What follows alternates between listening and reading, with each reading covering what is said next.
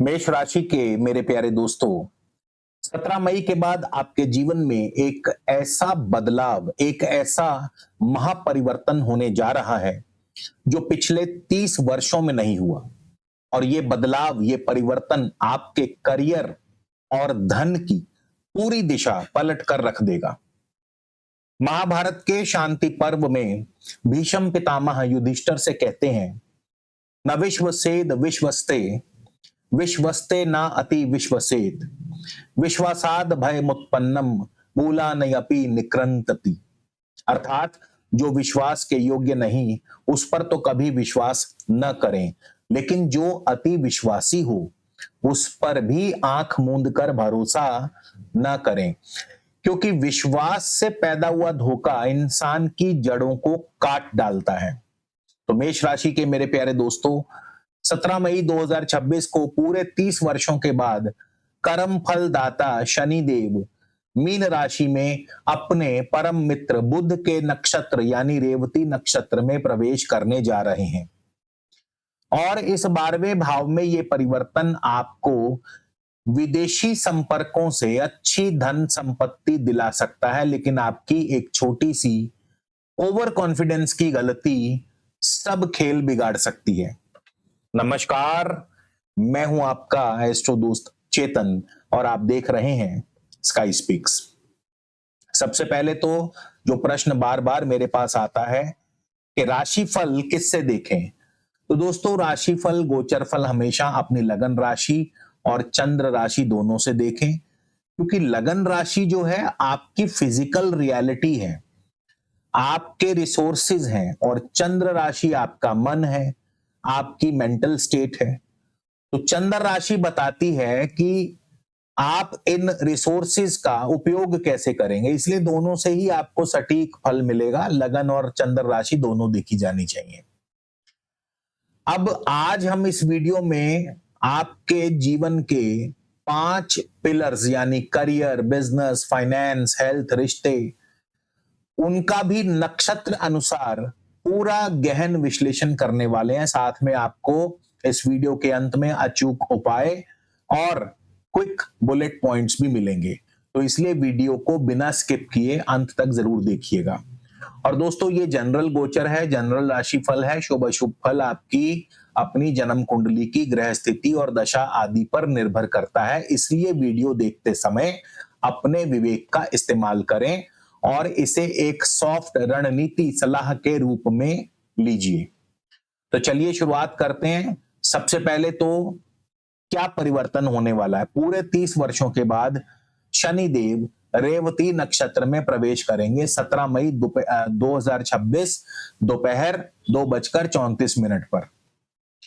और मीन राशि के अंतर्गत रेवती नक्षत्र जो है ये बुध का नक्षत्र है, और बुध जो है शनिदेव के परम मित्र हैं, और ये गोचर 26 जुलाई तक लागू रहेगा, क्योंकि फिर 26 जुलाई को शनिदेव वक्री हो जाएंगे, जिसकी चर्चा हम अगले वीडियो में करेंगे। तो मेष राशि के लिए शनि आपके दशम भाव के स्वामी हैं। दशम भाव आपका कर्म, एकादश भाव लाभ, और शनिदेव चल रहे हैं इस समय 12वें भाव में, यानी मेष राशि वालों को शनि की 7.5 भी चल रही है। वहीं रेवती नक्षत्र जो है, रेवती नक्षत्र के स्वामी बुध जो है आपके तृतीय भाव यानी पराक्रम भाव और छठे भाव ऋण, रोग और शत्रु के भाव के स्वामी हैं। तो अब इस गोचर का यानी शनि और बुध की ऊर्जा का आपके जीवन पर क्या प्रभाव पड़ेगा, चलिए इसे विस्तार से समझते हैं। सबसे पहले बात करेंगे आपके करियर, आपकी नौकरी के बारे में।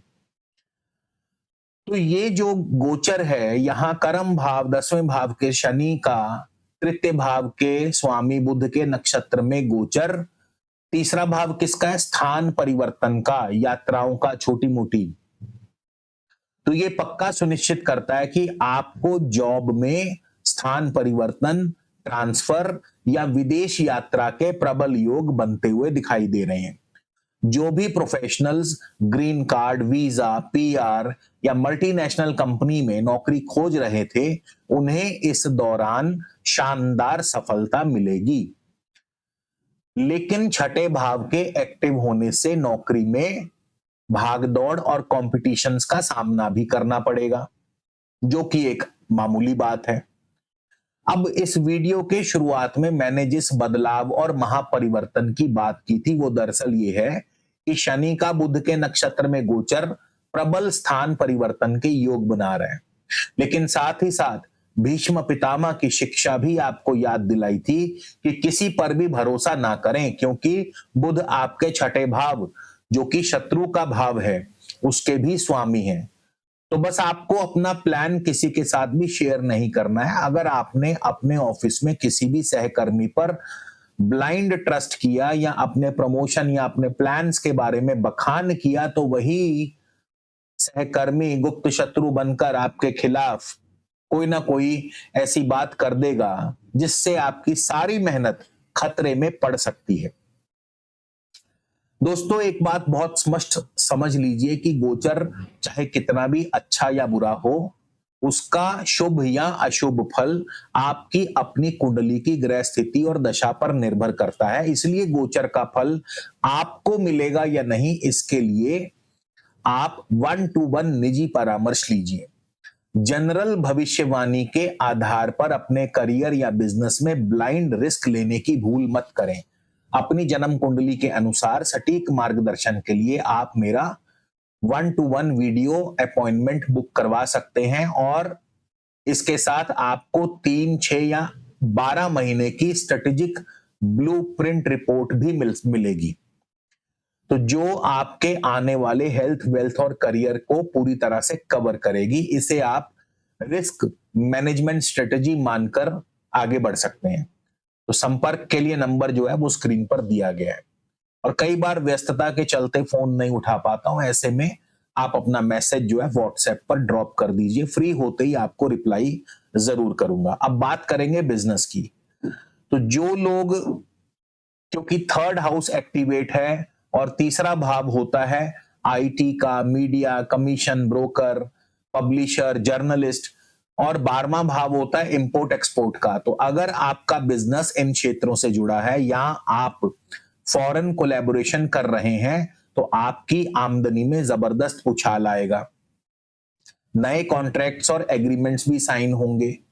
इसके अलावा छठा भाव ऋण का है, तो अगर आपने बिजनेस बढ़ाने के लालच में कोई अंधा कर्जा ले लिया तो शनि उसे चुकाने में आपके पसीने छुड़ा देगा।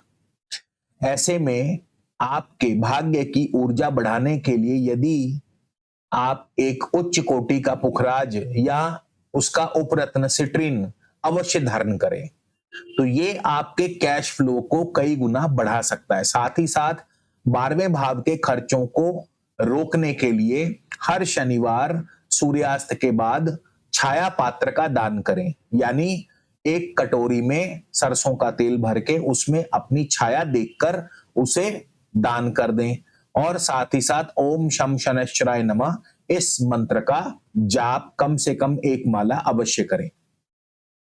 अब बात करेंगे आपके हेल्थ की।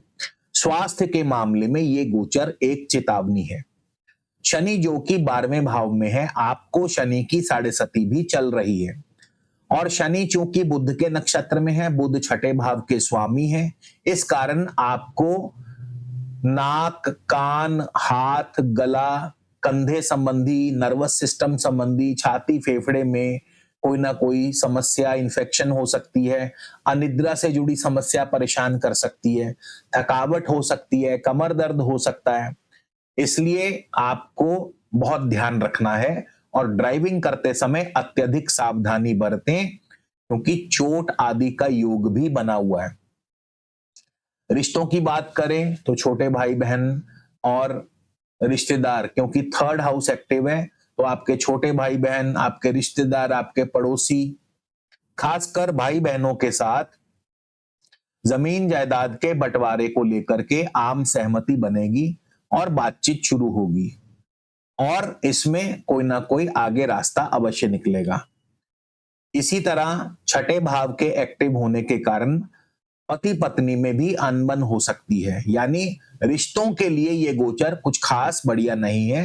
एक तो भाइयों में जायदाद का बंटवारा, दूसरा पति पत्नी में भी अनबन का कारण बन सकता है। कोर्ट कचहरी का अगर कोई मामला चल रहा है तो इस दौरान, क्योंकि 11वां भाव भी एक्टिव है, तो उसमें आपको डेफिनेटली जीत के चांसेस बढ़ जाते हैं, लेकिन आपका संघर्ष भी कड़ा होगा। तो अब जाते जाते इस गोचर के बुलेट पॉइंट्स नोट कर लीजिए, क्योंकि शनि के बुध के नक्षत्र में प्रवेश करने से सबसे पहले तो स्थान परिवर्तन यानी नौकरी में ट्रांसफर, विदेश यात्रा आदि के शानदार योग बन रहे हैं।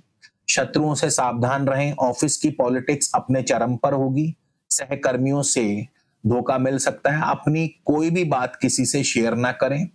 व्यापार में वृद्धि होगी, इंपोर्ट एक्सपोर्ट, आईटी, मीडिया या विदेशी व्यापार में भारी मुनाफा होने के योग हैं। कर्जों से बचें, बेवजह का लोन बिल्कुल ना लें वरना मुश्किल हो जाएगी। और अपनी सेहत का ध्यान रखें, खास करके नर्वस सिस्टम और अनिद्रा को नजरअंदाज बिल्कुल ना करें।